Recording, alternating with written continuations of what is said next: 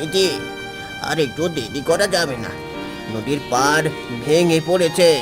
গোমতীর ঘর দেখলাম এইমাত্র চোখের সামনে জলে মিশে গেল। আমাদের ঘরেও জল উঠছে হাঁটুর কাছে প্রায়। এই ঘর আর থাকবে না। কোথায় যাব এই রাতে? টুকু ঘুমাচ্ছে, ওকে কোলে নিয়ে এই বৃষ্টিতে কোন দিকে যাব? গ্রামের লোকজন কি করছে? পাশের বাড়ির হরিদা কি করলো? ওর বউ তো অসুস্থ ছিল। হরিদা বউকে বের করে নিয়ে গেছে সন্ধ্যার আগে। কেউ থাকছে না, সবাই মন্ডল বাবুর দোতলা বাড়িতে গেছে, কিন্তু সেটা পশ্চিম দিকে। আর এখন পশ্চিমের পুরো রাস্তা ডুবে গেছে। আমাদের পক্ষে ওদিকে যাওয়া সম্ভব না। তাহলে কি করবে? আমাদের যদি যেতেই হয় তো পূর্ব দিকে যেতে হবে, মানে জঙ্গলের দিকে। অন্তত সেদিকে উঁচু জায়গা আছে কিছু, জল এত তাড়াতাড়ি সেখানে পৌঁছাবে না। জঙ্গলে? এই রাতের অন্ধকারে জঙ্গলে যাবে? তুমি কি পাগল হয়ে গেছো? ওই জঙ্গলে তুমি নিজেও দিনের বেলা গভীরে যাও না, যেখানে লোকে বলে ডাকাতের আস্তানা আছে, আর তুমি বলছো সেখানে যেতে? আমি সব ভেবেই বলছি, ডাকাতের ভয় বসে থাকবো না বন্যায় ভেসে যাব? হ্যাঁ, এখন দুটোর মধ্যে একটা বেছে নিতেই হবে। অন্তত ডাকাতরা তো মানুষ, হাত জোড় করলে কিছু একটা হতেও পারে। আমি কুড়ুলটা নিচ্ছি, একটা একটা দা আছে সেটাও নেব। হ্যাঁ, চলো চলো চলো, আর একটা মুহূর্ত নষ্ট করা চলবে না। বাবা, আমার পা কাদায় ডুবে যাচ্ছে, আর হাঁটতে পারছি না। কোথায় যাচ্ছি আমরা? আমাদের ঘর কই? ঘর জলের নিচে তলিয়ে গেছে বাবু। এখন নতুন জায়গা খুঁজতে হবে আমাদের থাকার জন্য। বাবা, এ জঙ্গলে বাঘ আছে। মা বলে জঙ্গলে ভূত থাকে আর ডাকাত থাকে। আমার ভয় করছে বাবা। ভয়ের কিচ্ছু নেই বাবু, বাবা আছে না। আর ভূত বলে কিচ্ছু হয় না, মা তোকে ভয় দেখায় রে বাবা। বাবা, আমি বড় হয়ে তোমার মতো কাঠুরিয়া হব না। আমি পাকা বাড়ি বানাবো, যেটা জলে কোনো দিন ভাসবে না। তোমাকে আর মাকে সে বাড়িতে রাখবো টুকু। তাড়াতাড়ি একটা জায়গা খোঁজো থাকার। চেষ্টা করছি শুনিতে, এই কাদায় হাঁটা সহজ কথা নয়। আমার নিজেরও তো পা পিছলে যাচ্ছে, কিন্তু থামলে চলবে না, এগোতে হবে। আমি চিনতে পারছি না এই জায়গাটা। তুমি তো রোজ জঙ্গলে আসো কাঠ কাটতে, এদিকটা কি তোমার চেনা? সত্যি কথা বলতে পারছি না, সত্যি কথা বলতে পারছি না চিনতে। আমি যেদিক থেকে কাঠ কাটি সেটা পশ্চিমের জঙ্গল, এদিকে আমি আসি না কোনোদিন। গ্রামের অনেকে বলে এদিকে ডাকাতরা থাকে, তাই ভয়ে কেউ এদিকে ঢোকে না। তাহলে আমরা এখন সেই জায়গাতেই আছি। আয় উপরওয়ালা, একদিকে বন্যা অন্যদিকে ডাকাত, আমাদের কপালে কি লেখা আছে কে জানে। ছেলেটাকে নিয়ে কি করবো বলো তো এই অবস্থায়? একটু আগেও ভয় কাঁদছিল, ঘুমিয়ে পড়েছে এখন ক্লান্তিতে। ওর জ্বর আসছে না তো?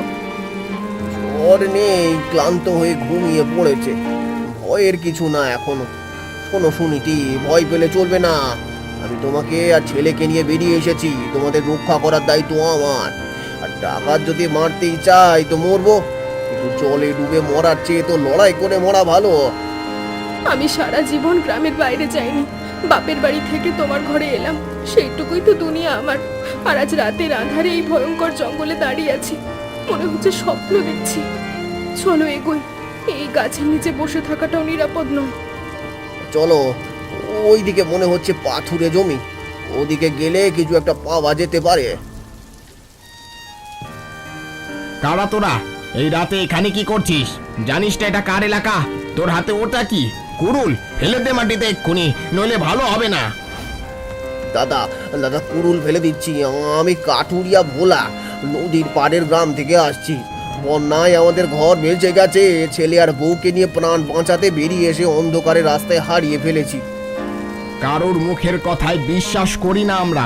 কত রকমের মানুষ আসে এখানে গুপ্ত চুরি করতে। যদিও তোর চেহারা দেখে মনে হচ্ছে না তোরা বিপদের লোক, কিন্তু এটা সর্দারকে বুঝতে হবে। চল, সর্দারের কাছে নিয়ে যাচ্ছি তোদের, পালাবি না। দাদা পালাবো না, কোথায় পালাবো? পেছনে জল, সামনে তোমরা, চারিদিকে রাস্তা বন্ধ। সর্দারের সামনে বলবে সব, চলো। সর্দার, একটা পরিবার পাওয়া গেছে জঙ্গলে। কাঠুরিয়া বলে পরিচয় দিচ্ছে ওরা নিজেদের। বন্যায় ঘর ভেসে গেছে বলছে, রাস্তা হারিয়ে এদিকে চলে এসেছে। এখন আপনি যা বলবেন তাই হবে। মেরে তাড়াবো নাকি রাখবো? কাছে আইডি কাঠুরিয়া, দেখি তোর চেহারা। আমি বিক্রম, এই জঙ্গলের রাজা বলি লোকে, কিন্তু দেখছিস তো এখন রাজার শরীরের হাল। এই বর্ষায় কোথায় যেতে পারি না, কিছু করতে পারি না, শুয়ে শুয়ে গুহার ছাদ দেখি সারাদিন। সর্দার সর্দার, আমাকে আর আমার পরিবারকে মেরো না। গরিব কাঠুরিয়া আমি, আমাকে মেরে কোনো লাভ নেই আপনাদের। আমার কাছে কিচ্ছু নেই, যা ছিল সব জলে নিয়ে গেছে। চাইলে চাইলে আপনাদের জন্য আমরা কাঠ কাটবো, জল আনবো, যা বলবেন তাই করব। শুধু প্রাণটা রক্ষা করুন আমাদের। আমি ডাকাত, খুনি না। যে মানুষ বউ ছেলে নিয়ে বন্যায় প্রাণ হাতে করে ছুটে এসেছে, তাকে মারার মতো নীচ আমি হইনি এখনো। আমিও একদিন গৃহস্থ ছিলাম, জমিদারের অত্যাচারে সব হারিয়ে এই জঙ্গলে এসেছি। দয়া করুন সর্দার, আমাদের দয়া করুন। তোকে আশ্রয় দেব এই গুহায়। বর্ষা যতদিন না কমে ততদিন থাকবি তোরা। কিন্তু একটা সমস্যা আছে, এখানে খাবার নেই। আমরা নিজেরাই না খেয়ে আছি 3 দিন হলো। এর আগে 2-4টে কাঁচা কলা খেয়ে কাটিয়েছি। সর্দার, আমি কাঠুরিয়ার বউ সুনীতি। আমরা আপনার উপকার কোনোদিন ভুলব না। দেখছো সর্দারের হাল, মনে হচ্ছে বহুদিনের অসুখ ওর। বুকের মধ্যে এত পরিমাণে কফ জমেছে যে ঠিক করে নিঃশ্বাসও নিতে পারছে না। ঘুমের মধ্যেও কাশছে, আর বাকি ছেলেগুলোর চোখ বসে গেছে ক্ষুধায়। আমারও মায়া হলো দেখে। ভেবেছিলাম ভয়ঙ্কর মানুষ, মেরে ফেলবে আমাদের, কিন্তু সর্দার একটুও রাগ দেখালো না, বরং আশ্রয় দিল আমাদেরকে। কিন্তু সবার খাবারের ব্যবস্থা কি করবো আমরা? আমরাও তো না খেয়ে আছি, আমাদের পেটেও আগুন জ্বলছে যে। শোনো, আমি একটা কথা বলি। আমার মা শিখিয়েছিল জঙ্গলে শাক পাওয়া যায় অনেক। ছোটবেলায় আমি মায়ের সঙ্গে জঙ্গলে যেতাম। মা দেখাতো কত শাক জঙ্গলে পাওয়া যায় বর্ষাকালে। আমি যদি একটা রান্নাঘর বানাতে পারি গুহার ভেতরে, তাহলে সবাইকে খাওয়াতে পারবো। গুহার ভেতরে রান্নাঘর করবে কিভাবে? চুলা হাঁড়ি কোথায়? তেল নেই, মশলা নেই, কি দিয়ে রাঁধবে? মাটি দিয়ে চুলা বানাবো, পাথর তো আছেই গুহায়। তুমি শুকনো কাঠ জোগাড় করে রাখো ভেতরে। ডাকাতদের দিয়ে জঙ্গলের থেকে শাক পাতা আনাবো। আমি ব্যবস্থা করছি, একটু ভরসা রাখো আমার ওপর। কি কি পেলে বলো তো, আমি দেখি কোনটা কি। বাহ, চমৎকার! এই সব মিলিয়ে একটা ঝোল করা যাবে। কিন্তু নুন, নুন কোথায় পাবো? নুন না হলে তো খাবারের স্বাদ হবে না। নুন আছে আমাদের কাছে একটু। সর্দার সবসময় কিছু নুন কিছু মশলা রাখতেন গুহায়, ওসব দেব তোমাকে। আমাদের রান্নার জন্য যা আছে সব তোমার। তাহলে তো হয়ে যাবে। কিন্তু বৌদি, সত্যি বলছি তোমাকে, আমি 12 বছর ডাকাতি করছি, কিন্তু কেউ কোনোদিন আমাদের জন্য রান্না করবে এটা ভাবিনি। আমরা তো চোর ডাকাত, আমাদের দেখলে মানুষ পালায়, আর তুমি আমাদের জন্য রান্না করছো, এটা আমি বুঝতে পারছি না। ক্ষুধার কোনো জাত ধর্ম নেই রে ফণি ভাই। ক্ষুধার তো মানুষকে খাওয়ানো পুণ্যের কাজ, সে মানুষ যেই হোক না কেন। তুমি ডাকাত হও আর রাজা হও, বিপদে সবাই সমান। আর তোমরা তো আমাদের আশ্রয় দিয়েছো এই বিপদে, সেটা কি কম কথা? তোমরা না থাকলে আজ রাতে হয়তো জলেই ভেসে যেতাম 3 জনে। বৌদি, তোমার মতো অনেক দিন কেউ এরকম ভালো করে কথা বলেনি আমাদের সাথে। মা মারা গেছে আমার ছোটবেলায় 5 বছর বয়সে, তার মুখটাও ঠিক মনে নেই। তারপর থেকে এই রাস্তায় ঘুরছি, মার খেয়েছি, চুরি করেছি, শেষে ডাকাত হয়েছি, কিন্তু আজ যেন মায়ের কথা মনে পড়েছে। ফণি ভাই, তোমার মা আছে এখনো, দেখবে সব ঠিক হয়ে যাবে। এ কিসের গন্ধ বেরোচ্ছে? কে রান্না করছে? ফণি, এই ফণি, কি হচ্ছে গুহায়? আমাকে উঠতে সাহায্য কর, আমি দেখতে চাই। ধর আমার হাত ধর। কতকাল হলো এরকম রান্নার গন্ধ পাইনি। সর্দার, আমি কাঠুরিয়ার বউ। একটু শাকের ঝোল তৈরি করেছি। জঙ্গল থেকে কচু, হেলেঞ্চা, কলমি পাওয়া গেছে। অসুখে গরম ঝোল খেলে শরীরে একটু বল পাবেন। মা, তুমি মহান। এই গুহায় ঢুকে রান্নাঘর বসিয়ে দিলে। আমার ছেলেরা 3 দিন না খেয়ে পড়ে আছে, তুমি তাদেরও খাওয়াও মা। আমি বুড়ো মানুষ, অসুস্থ, আমি আর কদিন বাঁচবো জানি না। আমার চেয়ে ওদের বেশি দরকার খাবার। সবাই পারবে সর্দার, চিন্তা করবেন না, সবার জন্য যথেষ্ট হবে। আগে আপনি খান, আপনার শরীরে জোর দরকার। এই পুষ্টিকর খাবার খেলে আপনি সুস্থ হবেন। আমার রান্না হয়ে গেছে, আপনি বসে পড়ুন। তোমার হাতের খাবার অবশ্যই খাবো মা। এ কিসের গন্ধ বেরোচ্ছে? কে রান্না করছে? ফণি, এই ফণি, কি হচ্ছে গুহায়? আমাকে উঠতে সাহায্য কর, আমি দেখতে চাই। ধর আমার হাত ধর। কতকাল হলো এরকম রান্নার গন্ধ পাইনি। সর্দার, আমি কাঠুরিয়ার বউ, একটু শাকের ঝোল তৈরি করেছি। জঙ্গল থেকে কচু, হেলেঞ্চা, কলমি পাওয়া গেছে। অসুখে গরম ঝোল খেলে শরীরে একটু বল পাবেন। মা, তুমি মহান। এই গুহায় ঢুকে রান্নাঘর বসিয়ে দিলে। আমার ছেলেরা 3 দিন না খেয়ে পড়ে আছে, তুমি তাদেরও খাওয়াও মা। আমি বুড়ো মানুষ, অসুস্থ, আমি আর কদিন বাঁচবো জানি না। আমার চেয়ে ওদের বেশি দরকার খাবার। সবাই পারবে সর্দার, চিন্তা করবেন না, সবার জন্য যথেষ্ট হবে। আগে আপনি খান, আপনার শরীরে জোর দরকার। এই পুষ্টিকর খাবার খেলে আপনি সুস্থ হবেন। আমার রান্না হয়ে গেছে, আপনি বসে পড়ুন। তোমার হাতের খাবার অবশ্যই খাবো মা। ফণি কাকা, তুমি সত্যি ডাকাত? তুমি তো দেখতে ডাকাতের মতো না, তুমি দেখতে আমার বড় কাকার মতো। আমার বড় কাকা গেছে শহরে কাজ করতে, অনেকদিন আসেনি, চিঠিও দেয় না। বাবা কাঁদে মাঝে মাঝে কাকার কথা ভেবে। তুমি আমার কাকা হবে, বলো না? ডাকাতের মতো দেখতে কেমন হয় রে? ডাকাতের কি শিং থাকে, লেজ থাকে? ডাকাত মানুষ রে বাবু। আমি জানি ডাকাতি ভালো কাজ না, আমি কাকা হব তোর। মা সবার সেরা রাঁধুনি জানো কাকা।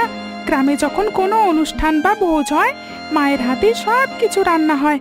সবাই বলে আমার মায়ের হাতে জাদু আছে। তোর মা সত্যি খুব ভালো রান্না করে, সর্দার নিজে খেয়ে প্রশংসা করেছে। আমাদের সবার খুব ভালো লেগেছে। তোর বাবা মা দুজনেই খুব ভালো মানুষ রে। এরকম মানুষ পৃথিবীতে আছে এটা আজ জানলাম। কাকা তুমি কাঁদছো কেন? ডাকাত কি কাঁদে? কাঁদে রে বাবু, ডাকাতও কাঁদে। শুনেছি বাইরে তাকাও একবার, যত দূর চোখ যায় সব জল। গ্রাম, মাঠ, ক্ষেত সব ডুবে গেছে। মনে হচ্ছে সমুদ্র নেমে এসেছে ডাঙায়। আমাদের ঘর যেখানে ছিল সেখানে হয়তো এখন মাছ ভাসছে, কিন্তু এই গুহার মধ্যে জল ঢুকছে না। উপরওয়ালা যে আমাদের এখানে পাঠিয়েছেন দয়া করে, গ্রামে থাকলে আজ ভেসে যেতাম। এই গুহাটাই আমাদের রক্ষা করলো। আর রান্নাঘরে দেখো আমি কত কিছু জমিয়ে ফেলেছি। ফণি ভাই আর তার দলের ছেলেরা রোজ জঙ্গল থেকে যা আনছে সব জমিয়ে যথেষ্ট জোগাড় হয়েছে। কাল পুঁটি মাছের ঝোল করব। তুমি এই গুহাটাকে ঘর বানিয়ে ফেলেছো সুনীতি। তোমার উপর আমার পুরো ভরসা ছিল, আর তুমি সেটা সফল করেছো। সবাই তোমাকে নিয়ে গর্ব প্রকাশ করছে। আমাদের এই উদারতা হয়তো ওদের একদিন সত্যিকারের বদলে দেবে।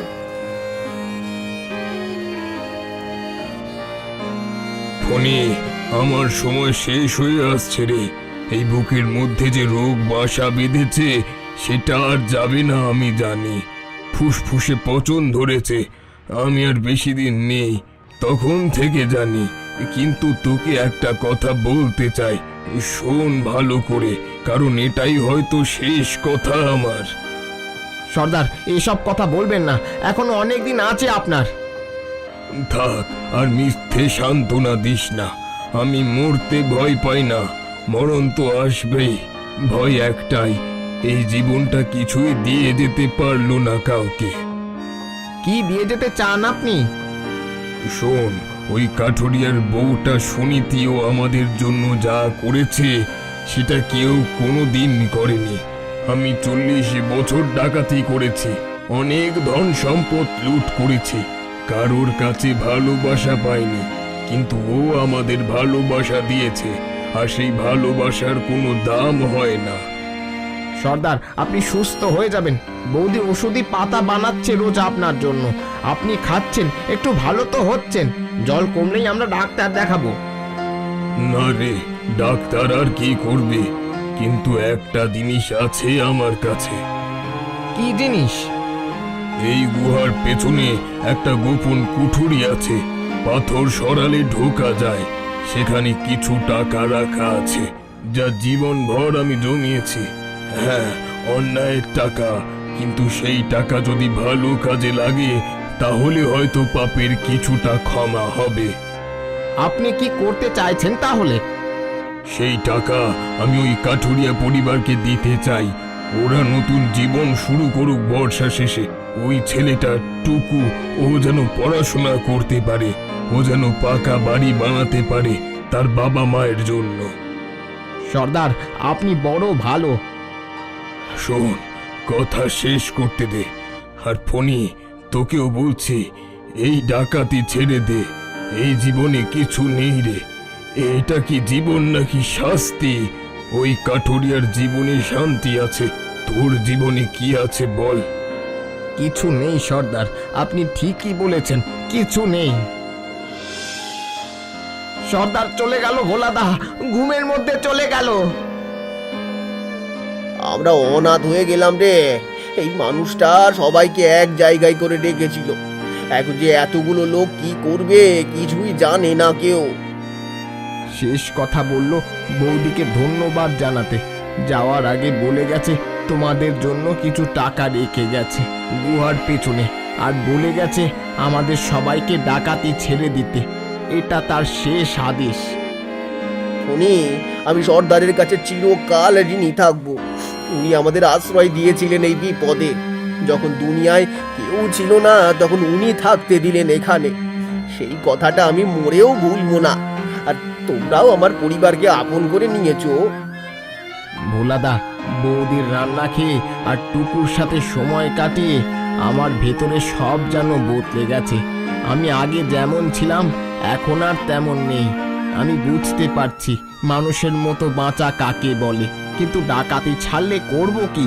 কোথায় যাব? কে আমাদের কাজ দেবে? সবাই তো জানে আমরা ডাকাত। আমার মাথায় একটা পরিকল্পনা আছে বনি, শোনো ভালো করে। কি পরিকল্পনা? হোটেল? সত্যি বলছো ভোলাদা? কিন্তু হবে তো? হবে না কেন? চেষ্টা তো করতে পারি। আর এটাই ওনার প্রতি আমাদের সঠিক শ্রদ্ধা জানানো হবে। ফণি ভাই, দেখো রোদ উঠেছে। কতদিন পরে এমন আকাশ পরিষ্কার দেখছি। মনে হচ্ছে জল নামতে শুরু করেছে। দূরে মাটি দেখা যাচ্ছে। আরো কিছুদিন পরে শুকিয়ে যাবে সব। সব ঠিক হয়ে গেলে তখন আমরা নতুন করে শুরু করব। আমার স্বামী তোমাকে হোটেলের কথা বলেছে? তোমার দলের ছেলেরা কি বলছে? ওদের সাথে কথা বলেছো? বৌদি, তোমাকে একটা কথা বলি, আমাদের দলের ছেলেরা সবাই রাজি, একজনও না বলেনি। তুমি যে কদিন রান্না করেছো ওরা তোমাকে মায়ের মতো দেখে, কাকিমা বলে ডাকে তোমাকে। আমি জানি ওদের বেশিরভাগেরই মা বাপ নেই, ঘরও নেই। হ্যাঁ, ঠিক কথা। ছোটবেলা থেকে রাস্তায় ঘুরছে, মার খেয়েছে, শেষে সর্দারের কাছে এসে ডাকাত হয়েছে। ডাকাতি ছাড়া কিছু জানতো না ওরা, কিন্তু তুমি ওদের দেখিয়ে দিয়েছো যে অন্য জীবনও সম্ভব। ওরা এখন সৎভাবে বাঁচতে চায়। ভাই, মানুষ বদলায়। তুমি নিজে বদলে গেছো এই কদিনে। এতদিনে আমাদের যে অভিজ্ঞতা হলো সেই অভিজ্ঞতা নিয়ে এবার বাইরে গিয়ে আমাদের রান্নাঘরকে আরো বড় করব। এই বর্ষা আমাদেরকেও শিখিয়ে দিয়ে গেল কিভাবে রান্নার কাজে সাহায্য করতে হয়। আমরা অনেক কিছু শিখে গেছি, আর তোমাকে এত কষ্ট করতে দেব না আমরা। আমাদের হোটেল সমস্ত গরিব দুঃখী মানুষের জন্য খোলা থাকবে, আর সেখানে সবার জায়গা হবে ফণি ভাই। তোমার দলের সবার মতো অসংখ্য গরিব পরিবার আর পুরো গ্রামের। আমাদের এই রান্নাঘর অনেক মানুষের উপকার করবে। বৌদি, তুমি শুধু রান্না জানো না, তোমার মনটাও খুব বড়। আমাদের সর্দার যে মানুষ চিনতে ভুল করতেন না, সেটা তোমাদেরকে দেখেই আমরা বুঝতে পেরেছিলাম। যাই হোক, এখন থেকে সবাইকে নিয়ে কাজে লেগে পড়তে হবে। ধীরে ধীরে যাই, আমি সবাইকে বলি। দেখলে তো তোমরা, সবকিছু বিপর্যয়ের পর আমরা সৎ ছিলাম বলেই শুধু নিজেরাই ভালো দিনের সামনে এসে দাঁড়িয়েছি এমন নয়, অনেকেই আমাদের সাথে বদলে গেল। তার আগে কত খারাপ মানুষ ছিল। সেজন্য তোমরা যদি সবাই ভালো থাকো তাহলে তোমাদের দেখেই সমাজ বদলাবে। আমাদের গল্পটা কেমন লাগলো তোমরা অবশ্যই কমেন্ট করে জানিও।